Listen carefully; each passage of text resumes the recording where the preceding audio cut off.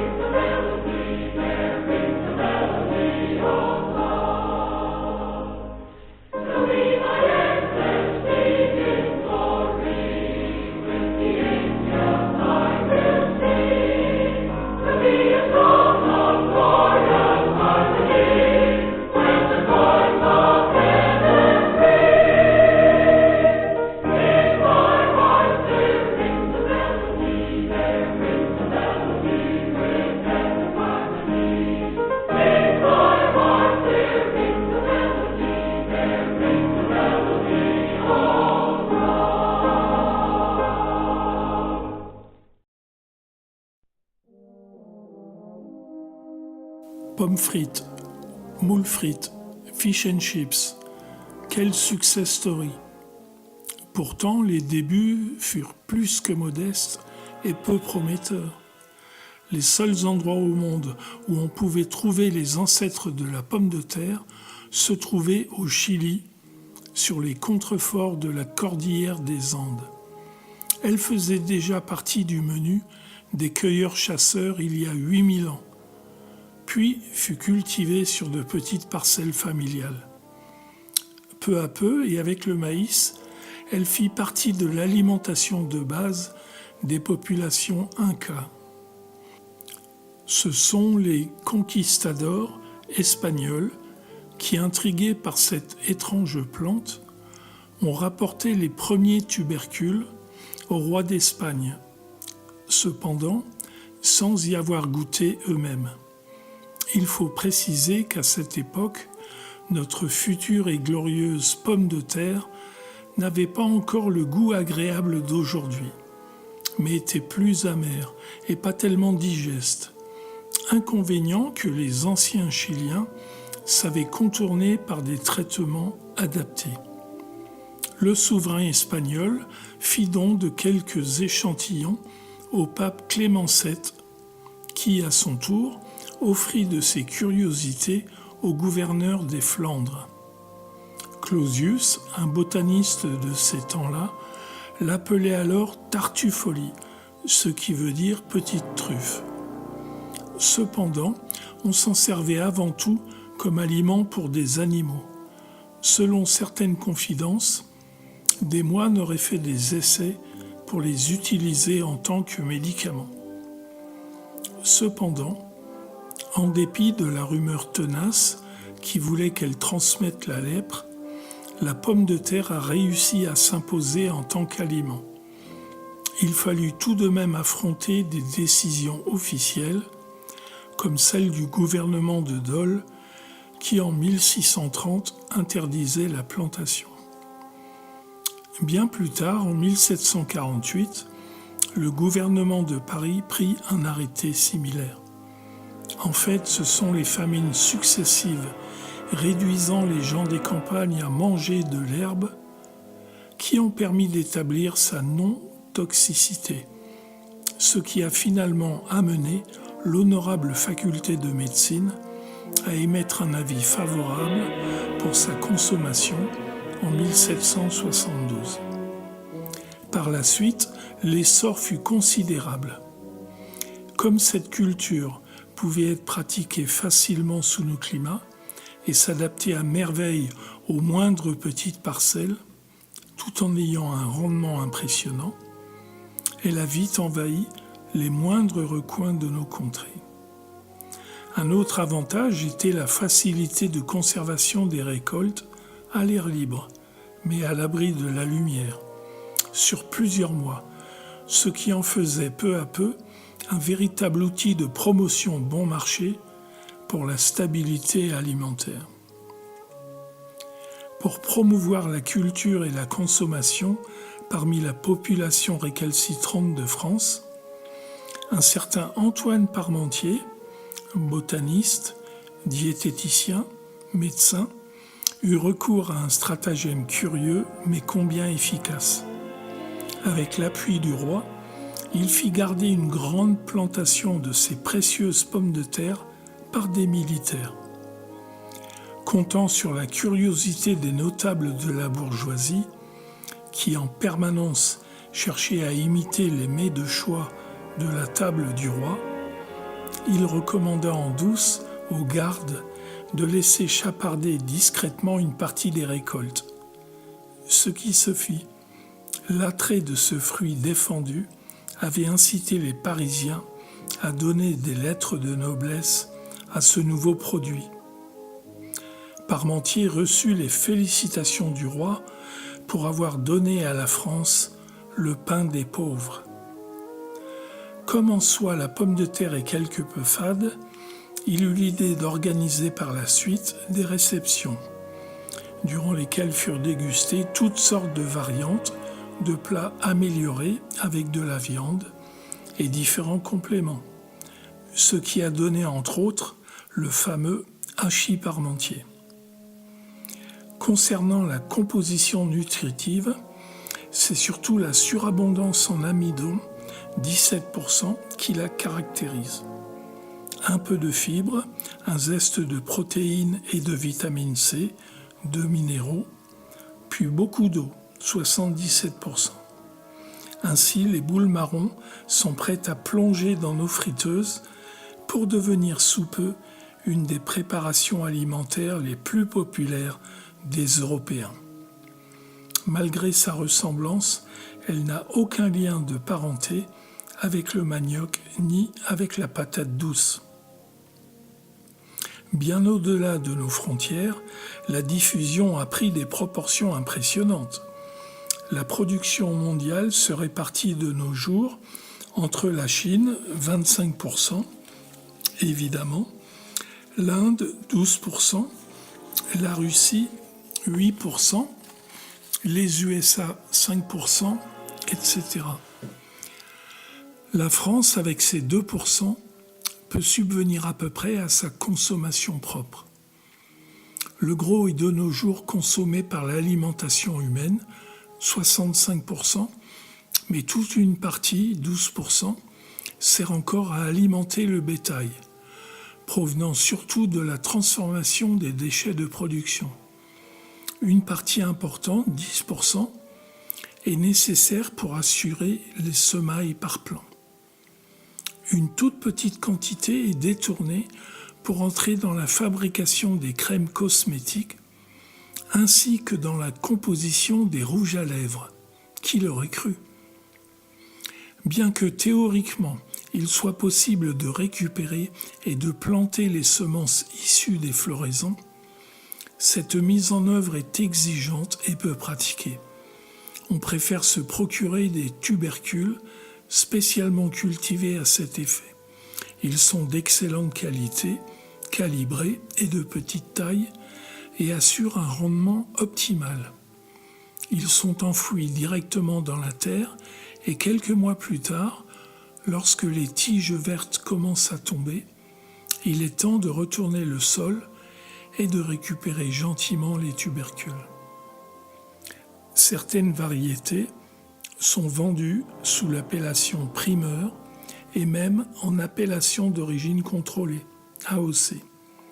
Récoltées un peu avant la maturité, elles ont une peau nettement plus fine et une quasi-absence d'yeux, ces petites taches noires cachant les trous par lesquels les futures pousses vont se développer. Cependant, attention, ces productions précoces ne sont pas destinées à une conservation de longue durée. Les plus gros consommateurs sont incontestablement les Russes. La France se situe au milieu du classement. Le tubercule record en poids a été détenu longtemps par un cultivateur de l'île de Man, 3,5 kg, avant d'être détrôné récemment par un fier jardinier anglais, 3,8 kg. Le catalogue officiel dénombre plus de 220 variétés. Devant cette abondance de choix, il est évident que ce sont toujours les nôtres qui sont les meilleurs pour faire nos frites. C'est ce qu'affirment en tout cas certains Belges.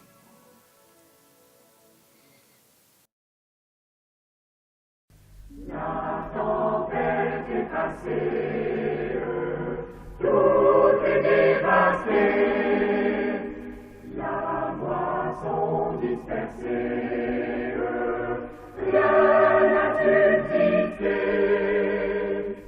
L'ouragan, c'est l'image du péché, ce fléau qui détruit et ravage ce que Dieu fit beau. Heureux nous qui partons pour semer de l'eau des eaux, vous tous y préparez la voie au temps nouveau, travaillant avec prière pendant les jours mauvais, pour que vienne sur cette terre justice et paix.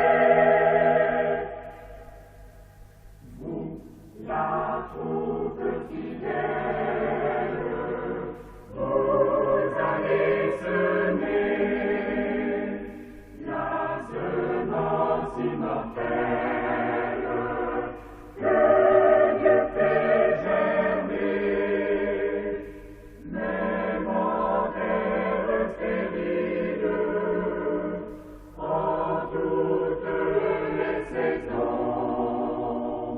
Ce bon grain, l'évangile, produira des moissons. Heureux vous qui partons pour semer le long des eaux, vous tous qui préparez la voie au temps nouveau, travaillant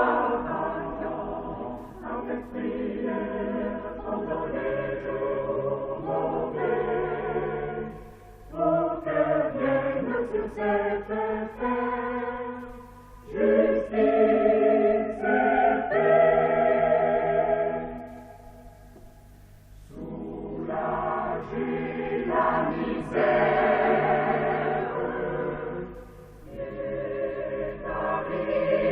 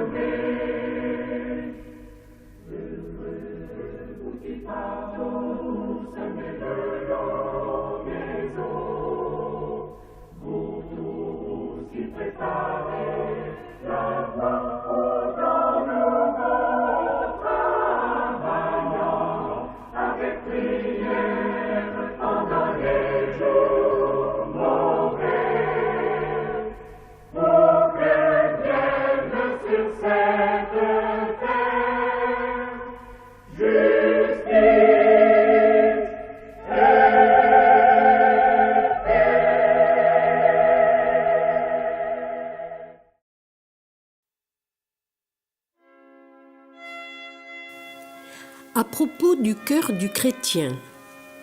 La prière demande plus de cœur que de langue, plus de gémissements que de paroles, plus de foi que de raisonnement.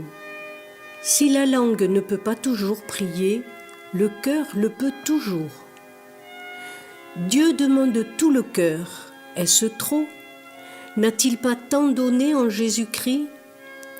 En lui est renfermée la part de Dieu, comme le cœur renferme tout de la part de l'homme.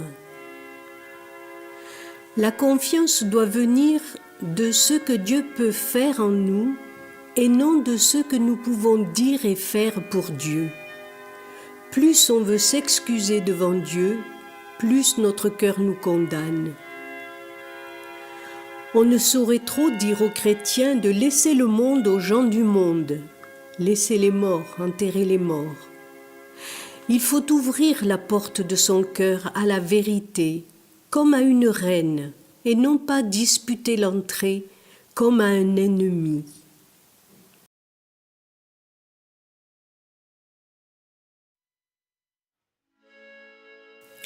Seigneur, nos vies sont limitées, et il est bien qu'il en soit ainsi.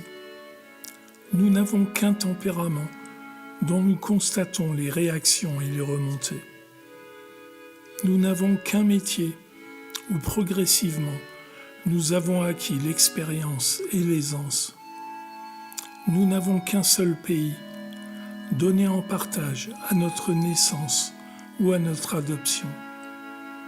Nous n'avons qu'un seul amour qui nous attire et nous heurte.